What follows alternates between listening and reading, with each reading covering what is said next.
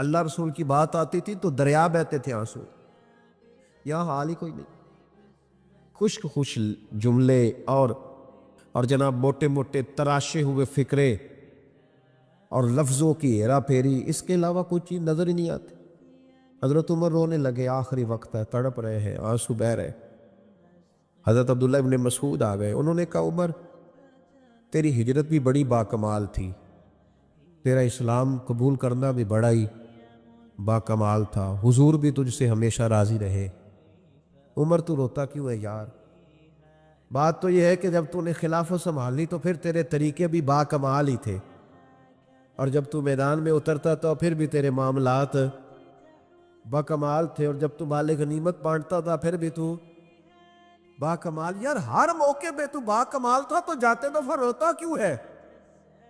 ان کا استغفار دیکھو، ان کی توبہ دیکھو. حضرت عمر پھر رو پڑے، کہنے لگے عبداللہ لوگوں کو میری نیکیوں کا پتہ ہے، گناہوں کا تو نہیں نا پتہ.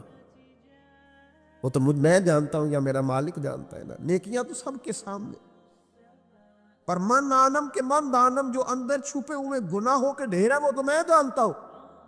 تو نے میرے کلمہ پڑھنے سے لے کر میری حکومت تک میری ساری نیکیاں گنوائی ہیں.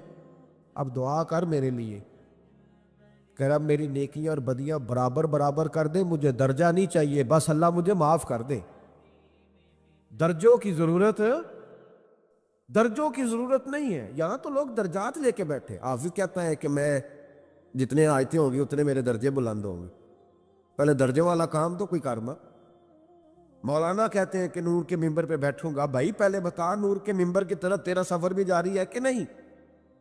تاجر کہتا ہے کہ میں سخاوت کروں گا تو حضرت عثمان کے ساتھ جگہ ملے گی، پر حضرت عثمان کی سخاوت اور اپنی سخاوت کا فرق بھی دیکھ.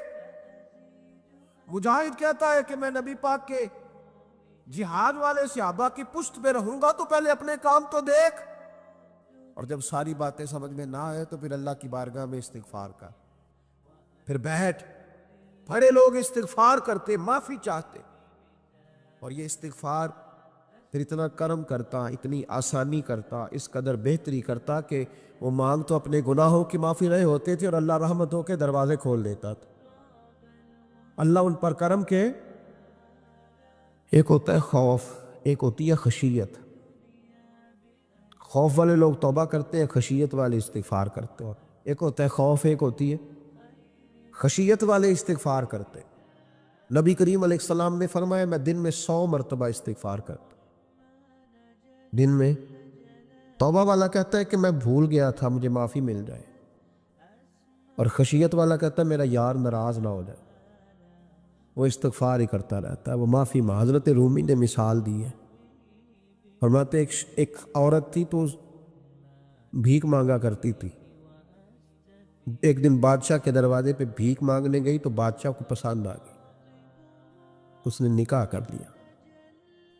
20 کنیزائیں اس بی بی کے پاس تھی خدمت کرنے کے لیے، روٹی دینے کے لیے، کپڑا دینے کے لیے، لیکن وہ ہر وقت روتی رہتی تھی، ہر وقت روتی.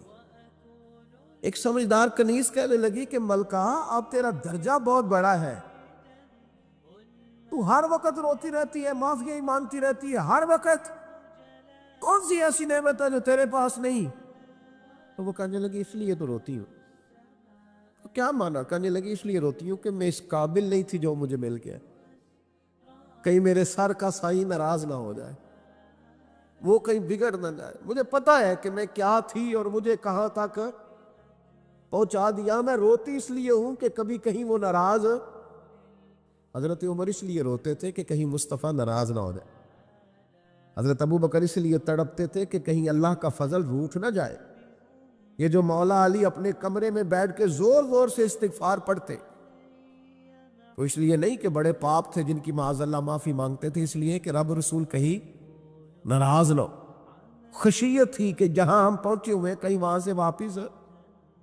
استغفار بندے کی اللہ سے صلح کرا دیتا ہے، بندے کی رب سے صلح ہو جاتی ہے جب استغفار. دیکھیں نا بڑی سادی سی بات ہے کہ دو بھائی ناراض ہو تو بڑا کہتا ہے اس نے میری بے ادبی بڑی کی، تو چھوٹا اگر پاس آ جائے اور پیر پکڑ لے کہ چل یار معاف کر دے، تیرا بھائی نہیں. پتہ کیا ہوتا ہے؟ صرف معافی نہیں ملتی. ہاں صرف معافی نہیں، چھوٹے نے بے ادبی کر دی، بڑے کو تکلیف ہوئی، بات جب آگے بڑھی نا تو بڑے نے شکوہ کیا۔ جب لوگوں نے چھوٹے کو سمجھایا تو چھوٹا جب معافی مانگتا، ادھر دیکھو میری طرف، جب چھوٹا معافی مانگتا ہے نا اٹھ کے جاتا ہے، اور بڑے کے پیر پکڑتا تو نرا معاف نہیں کرتا، بڑا رو بھی پڑتا ہے، بڑا رو بھی پڑتا ہے، اور وہ کہتا ہے کہ وہ میں اور تم اماں کے پاس اکٹھے بیٹھتے، ایک باپ کی موٹر سائیکل پہ اکٹھے بیٹھتے، تو تیرا اور میرا رشتہ اتیار تو نے یہ کیوں؟ وہ جو آنسو نکلتے ہیں نا، وہ درد ہوتا ہے، وہ کیف ہوتا ہے، وہ سوز ہوتا ہے، وہ لذت ہوتی ہے، وہ پیار ہوتا ہے۔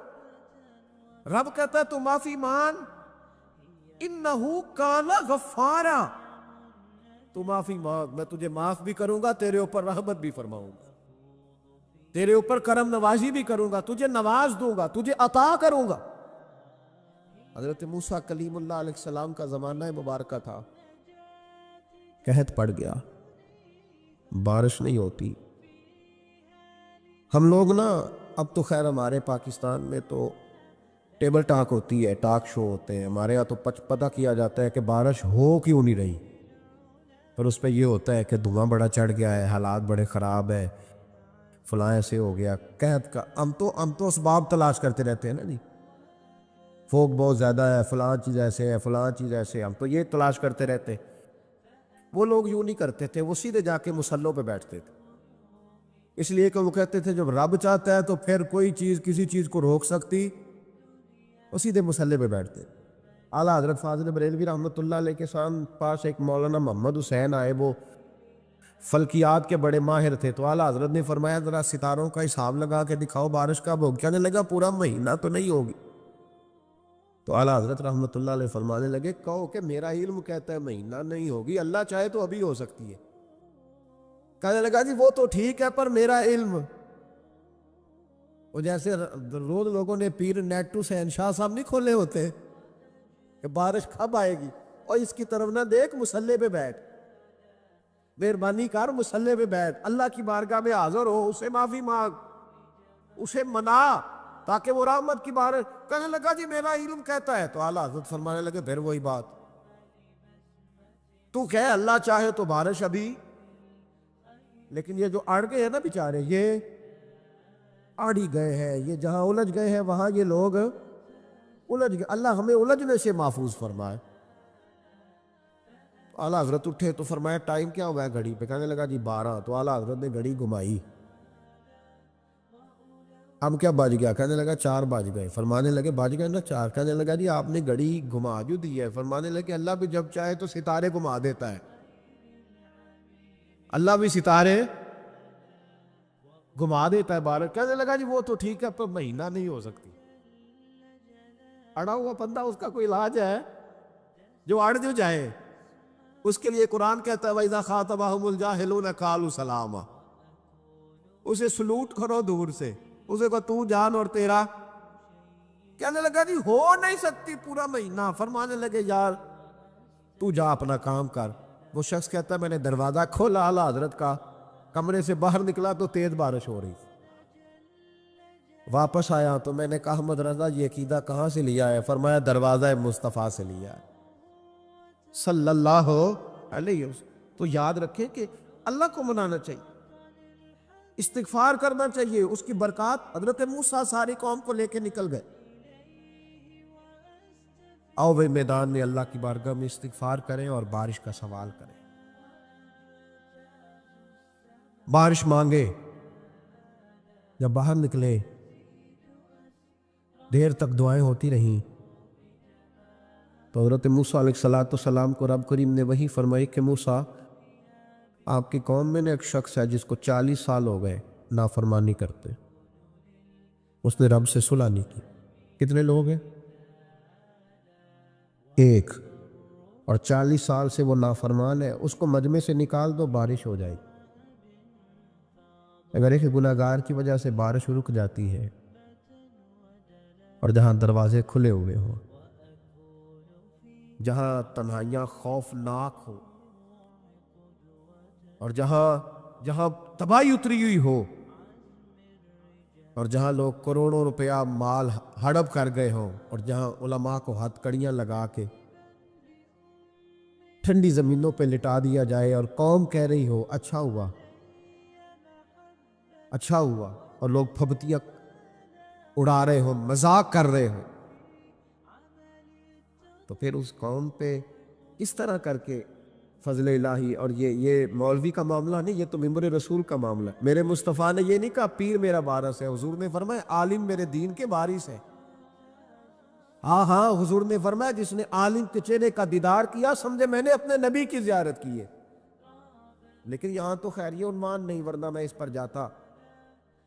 ہے تو کہا ایک بندہ ہے 40 سال سے اللہ کی نافرمانی کر رہا ہے، وہ اگر نکل جائے تو بارش ہو جائے گی. حضرت موسیٰ نے اعلان کر دیا بھی ایک شخص ہے وہ اگر نکل جائے تو بارش ہو جائے گی. پتہ تو ہوتا ہے نا سب کو، مجھے بھی پتہ ہے کہ میں اندر سے کیسا ہوں، اور آپ کو بھی خبر تو ہوتی ہے نا جی. جب بات ہو رہی ہوتی ہے تو پھر پتہ تو چلتا ہے نا کہ بات کہاں جا کے سیٹ ہو رہی ہے، پتہ چلتا ہے نا. اسے بھی چل گیا پتہ، اب اندر ہی اندر رونے لگا. اور دیکھو امام رازی اور امام غزالی دونوں نے لکھا ہے کہ اس درد سے رویا، اس درد سے کہ ادھر والے کو بھی پتہ نہ چل جائے، مجمع کے اندر کھڑا ہے اور ادھر والے کو بھی استغفار، دیکھو ادھر والے کو پتہ نہ چل جائے اور ادھر والے کو بھی کہیں ہجوم میں غم میں بھی توہین ضبط غم نہ ہوئی. ہم اس احتیاط سے روئے کہ آنکھ نم نہ ہوئی. ہجوم میں غم میں بھی توہین ضبط غم نہ ہوئی. ہم اس احتیاط سے روئے کہ آنکھ نم نہ ہوئی. روئے بھی پر کسی کو آنسو نہیں دیکھنے دیے. اب اس درد سے کہتا ہے اللہ تو معاف کرنے والا ہے نا، تو معاف کرتا ہے، پردہ پوشی کرتا ہے. اور مالک اگر لوگوں کو پتہ چل گیا تو میرے تو بچوں کا بھی جینا حرام کر دے. یا اللہ میری تو آنے والی نسل بھی تڑپ کے وقت گزارے گی. مالک تو معاف کر دیا کرتا ہے، لوگ نہیں معاف کرتے. اے اللہ یہ میری خوبیاں بھول جائیں گے، میری خامیوں پر بات. مالک میں یہ ذلت نہیں برداشت کر سکتا، فضل فرما. حضرت موسیٰ نے دوبارہ اعلان کیا نکلتے ہو کہ نہیں نکلتے؟ پھر تڑپا خداوندا مجھے بے آبرو نہ کر. یہ ذلت اور رسوائیاں یہ نہیں برداشت ہوتی. اللہ درگزر. حضرت موسیٰ نے تیسرا اعلان کیا نکلتا ہے یا میں پھر اس کا نام لوں؟ اللہ سے پوچھ کے نام لوں اس کا، بتاؤ کون ہے؟ اب تو تڑپ گیا، کہنے لگا مالک میں تیری بارگاہ میں استغفار کرتا ہوں، آئندہ نہیں کرتا، آئندہ نہیں کرتا. یہ لفظ ادا کیے، بندہ کوئی بھی نہیں نکلا. رب کریم نے بارش عطا کر دی. تیز بارش جب برسی نا، تیز بارش، لوگ تو مین دیکھ کے دوڑ گئے. تو حضرت موسیٰ کہنے لگے یا اللہ مجھے بھی تو بتا، تو نے کہا تھا کہ جب تک بندہ نہیں نکلتا بارش نہیں ہوگی. تو نکلا کوئی بھی نہیں، بارش ہو گئی، ماجرا کیا ہے؟ تو رب کریم نے فرمایا موسیٰ بس اس نے مجھ سے صلح کر لی، اس نے مجھ سے صلح کر لی. اور امام غزالی نے لفظ لکھے حضرت موسیٰ نے پوچھا، حالانکہ اللہ اپنے نبیوں کو غیب کے خزانے دیتا ہے، پوچھا کہ اللہ مجھے اس کا نام بتا دے. تو رب کریم نے فرمایا موسیٰ جب گناہ گار تھا تب نہیں کسی کو بتایا، جب پاپی تھا تب نہیں بتایا، جب مجرم تھا تب نہیں بتایا، اب کیسے بتا دوں؟ فرمایا اس کی میری صلح ہو گئی ہے.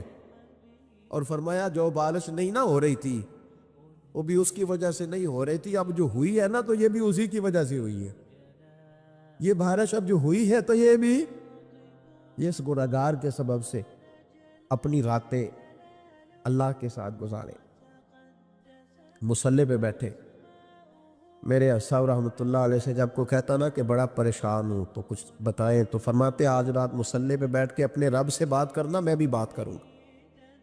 بندوں کو دکھ بتانے سے عزت میں کمی آتی ہے، اور اگر اللہ کو بندہ اپنے دکھ بتائے تو اللہ عزتیں بڑھا دیتا ہے. ترمذی شریف کی حدیث ہے، نبی پاک علیہ السلام نے فرمایا اگر تو دنیا داروں کو دکھ بتائے گا تو اللہ تجھے غنی نہیں کرے گا، اور اگر تو اپنے رب کو بتائے گا تو اللہ بڑی جلدی تجھے دنیا سے بے نیاز کر دے. تجھے لوگوں کی ضرورت نہیں رہے گی. استغفار کرے، کثرت سے کرے، ذوق سے کرے، مصلی آباد رکھے.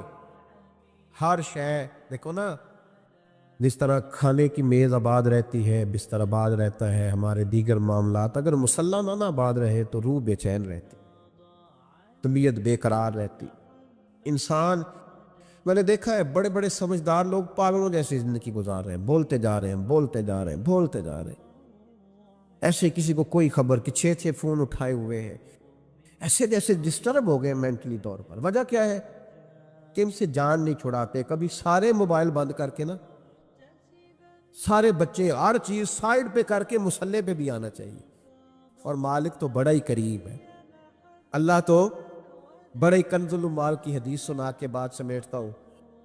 نبی پاک صلی اللہ تعالی وسلم فرماتے ایک شخص تھا بنی اسرائیل میں، بڑا مالدار تھا، تو پھر اس پہ غربت آ گئی۔ جب غربت آئی تو رو پڑا، کہنے لگا اے اللہ میں غریب ہو گیا ہوں، میری مدد فرما، میں نے بڑی نافرمانی کی ہے تیری۔ مالدار جب تھا تو بڑی موج کو، یا اللہ میں نے بڑی اب نہیں کروں گا، مجھے اس غربت سے نکال۔ تو اللہ نے فرشتوں سے کہا کہ دے دو جو مانگتا ہے۔ تو فرشتے کہنے لگے یا اللہ یہ توبہ کر کے نہیں آیا، ڈر کے نہیں آیا، یہ تو الجھ گیا ہے تب آیا ہے، یہ تجھ سے ڈر کے ہوتا ہے نا ایسے کہ لوگ اللہ سے نہیں ڈرتے جتنا غربتوں سے معاذ اللہ ڈرتے ہیں۔ یا اللہ یہ تو وہ الجھ گیا تب آیا۔ تو اللہ نے فرمایا پتہ مجھے بھی ہے، لیکن آ تو گیا ہے نا، چلو دے دو۔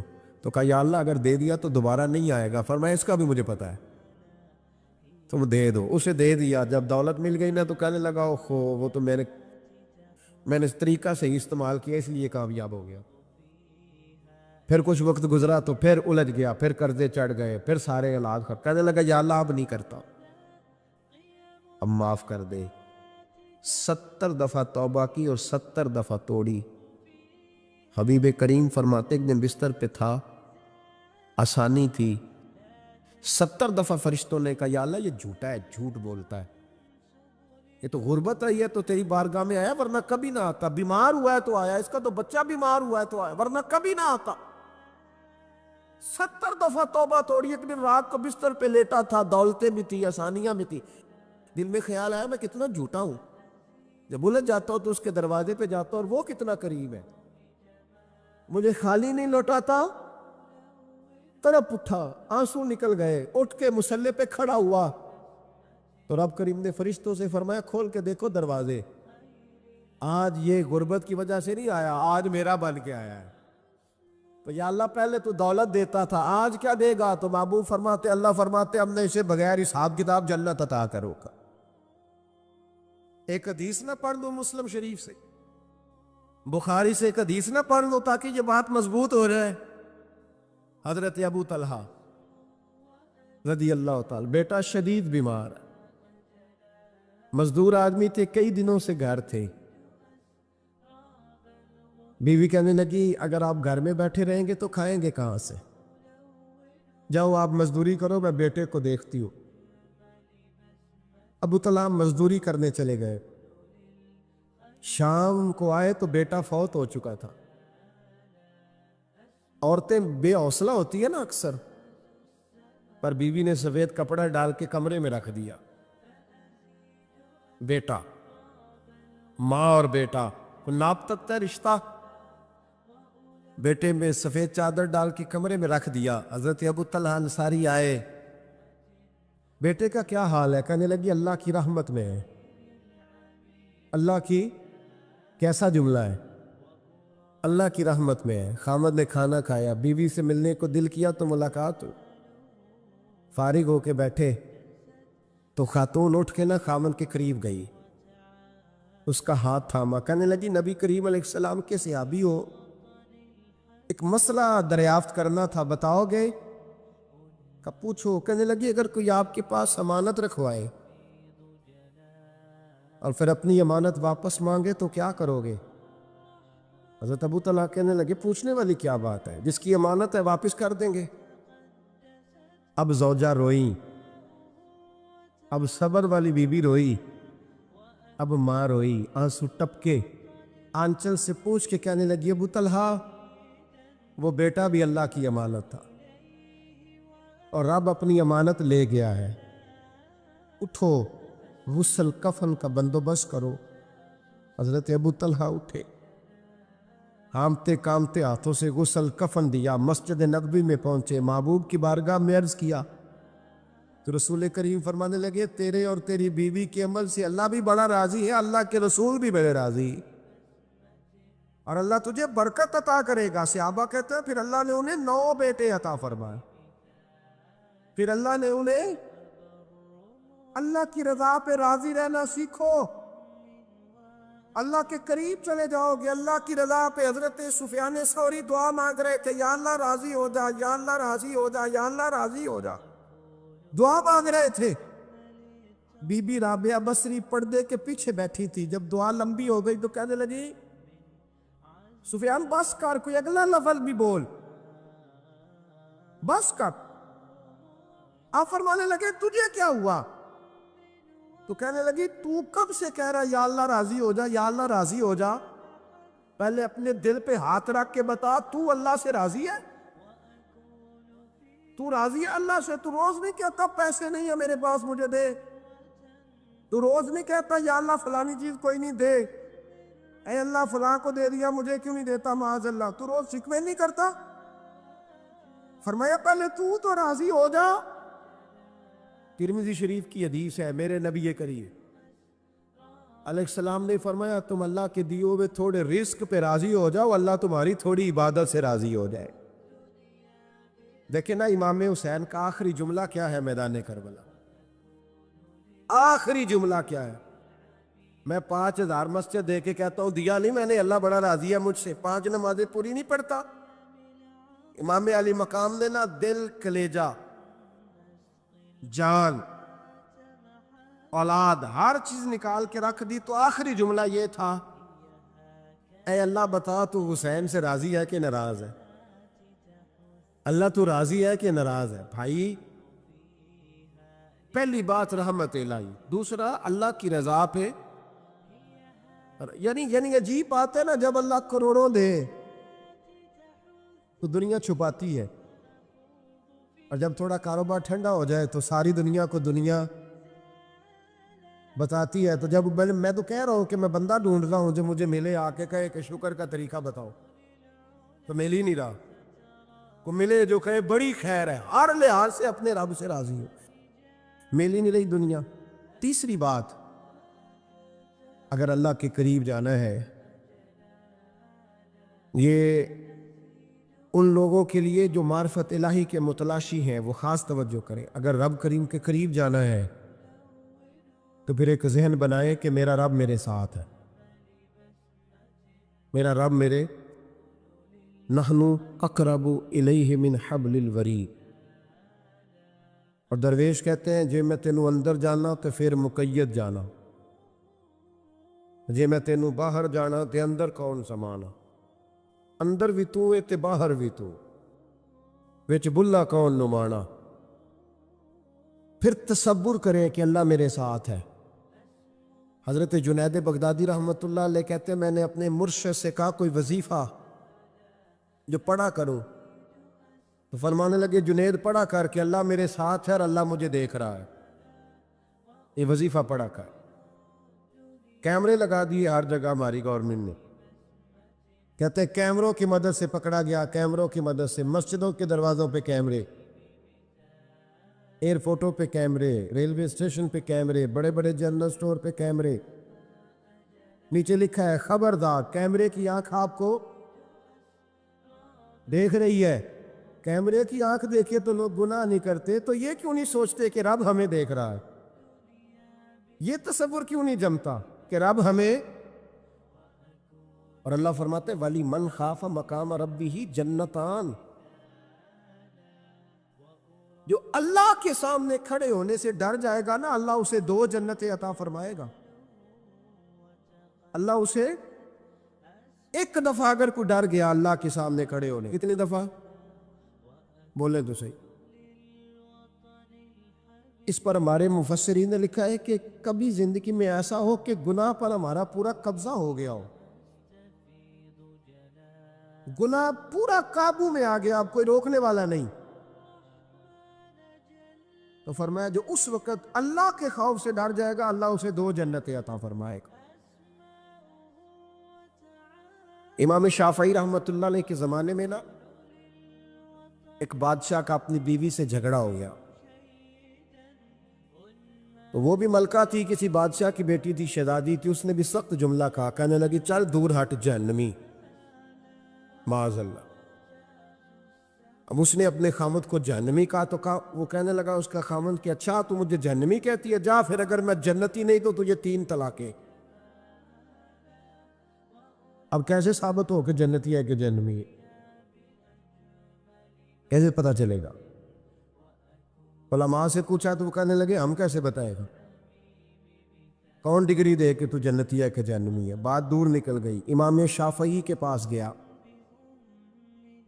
وہ رسوخ رکھتے ہیں علم فقہ کا، ان کے پاس گیا، جا کے کہنے لگا حضور یہ مسئلہ ہے۔ امام صاحب فرمانے لگے اکیلے میں مجھے ملتے ہو؟ وہ اندر آیا، کچھ دیر گفتگو ہوئی تو امام صاحب فرمانے لگے لو جی یہ بندہ جنتی ہے، اس کی بیوی کو طلاق کوئی نہیں ہوئی، یہ جنتی ہے۔ ہم کو پتہ ہے لوگ فتویٰ جلدی دے دیتے ہیں، کچھ لوگ خلاف تقریریں کرنے لگے کہ بادشاہ تھا تو امام صاحب نے بچا لیا ہے، کیسے آپ نے ڈگری دے دی کہ جنتی ہے جی؟ تو امام صاحب کہنے لگے تم بحث نہ کرتے تو میں بات پردے میں رہنے دیتا۔ سنو، میں نے بادشاہ کو تنہائی میں بلا کے پوچھا ہے کہ کبھی اللہ سے بھی ڈرے ہو؟ صرف اس لیے کہ اس وقت اللہ دیکھ رہا ہے۔ یہ نیت کبھی بندوں سے ڈر کے تو بندے بڑے گناہ نہیں نہ کرتے، کبھی اللہ سے ڈر کے بھی چھوڑا ہے؟ تو بادشاہ کہنے لگا بالکل چھوڑا ہے۔ میری ایک کنیز تھی بڑی خوبصورت، غریب گھر کی ملازمہ، غریب گھرانے کی تھی۔ ایک دن میں آیا تو میرے کمرے میں صفائی کر رہی تھی، معاذ اللہ میرا اس پہ دل آ گیا، میں نے دروازہ بند کر لیا۔ دنیا کی کوئی طاقت نہیں تھی، میرا اپنا محل تھا، مجھے کچھ دیکھ بھی لیتا تو کسی میں جرت نہیں تھی مجھے منع کرنے، اور میں چونکہ حکمران تھا اور مطلق العنان تھا، کوئی شکایت بھی نہ کرتا۔ لیکن جب میں نے اس کی طرف ہاتھ بڑھایا تو اس نے ایک ہی لفظ کہا، کہنے لگی تو اللہ سے نہیں ڈرتا؟ تو اللہ سے نہیں ڈرتا؟ کہنے لگا کوئی نہیں تھا امام صاحب مجھے منع کرنے والا، کوئی نہیں تھا۔ لیکن جب اس نے کہا تو اللہ سے نہیں ڈرتا تو میں کانپنے لگا۔ میں نے اس سے معافی مانگی، غریب ملازمہ سے میں نے بادشاہ ہو کے معافی مانگی، میں نے معافی مانگی، پھر میں نے دروازہ کھولا، کہتے وہ چلی گئی۔ امام صاحب کہنے لگے اٹھ میرے سینے سے لگ۔ کہا حضور کیا ہوا؟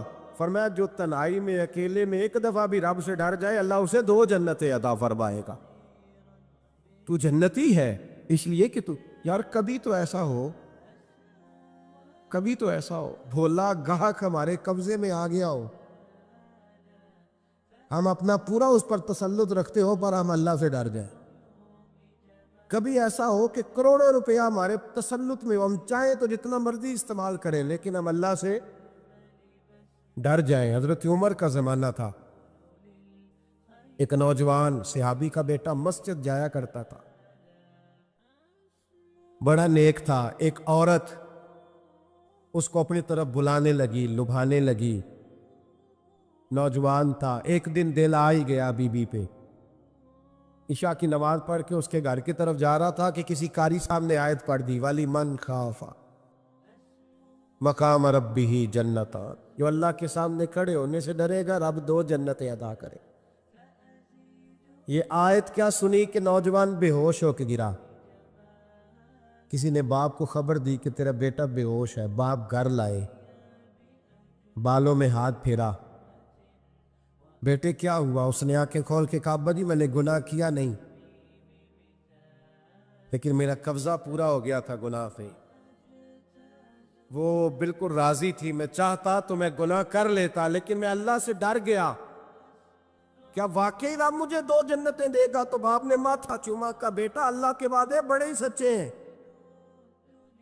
بڑے سچے ہیں، تو یہ تصور کر کے اللہ مجھے دیکھ رہا ہے، پھر ڈر جا، واقعی 2 جنتیں دے گا۔ اس نوجوان نے چیخ ماری اور روح ہی پرواز کر، رات کو جنازہ پڑا، دفن کر دیا۔ صبح حضرت عمر آئے، فرمایا اتنا نیک نوجوان تھا تو مجھے کیوں نہیں بتایا؟ میں اس کے غسل میں شریک ہوتا، کفن میں شریک ہوتا، میں جنازہ پڑھاتا، حضور بس رات دیر ہو گئی دفن کر دیا۔ इमाम सयूती ने लिखा, इब्ने कसीर ने लिखा, इब्ने असाकर ने लिखा। हजरत जनाब उमर फारूक फरमाने लगे, "ओ मुझे बताओ तो सही उसकी कब्र कहाँ है? नेक हो कोई बंदा तो कब्र पे जाना चाहिए। फरमाया बताओ कब्र कहाँ है? हजरत उमर को कब्र पे ले गए तो सैयदना फारूक आजम कब्र पर खड़े होके फरमाने लगे, नौजवान मुझे उम्मीद है अल्लाह ने तुझे 2 जन्नतें दी होगी। हजरत उमर कहते हैं मुझे अल्लाह की कसम कब्र के अंदर से बोल पड़ा, कामे पीरोना दे बाहू कब्र जिना दी जीवे। कब्र के अंदर से बोल पड़ा, कहने लगा उमर उम्मीद वाली बात नहीं, मेरे रब के वादे बड़े सच्चे हैं, उसने वाकई मुझे 2 जन्नतें अता फरमाई, उसने वाकई 2 जन्नतें दी हैं। कभी कोई काम तो ऐसा हो जो सिर्फ अल्लाह से डर के छोड़ा जाए, फिर उसका कुर्ब पाना आसान हो जाएगा। अल्लाह समझने की तौफीक अता फरमाए।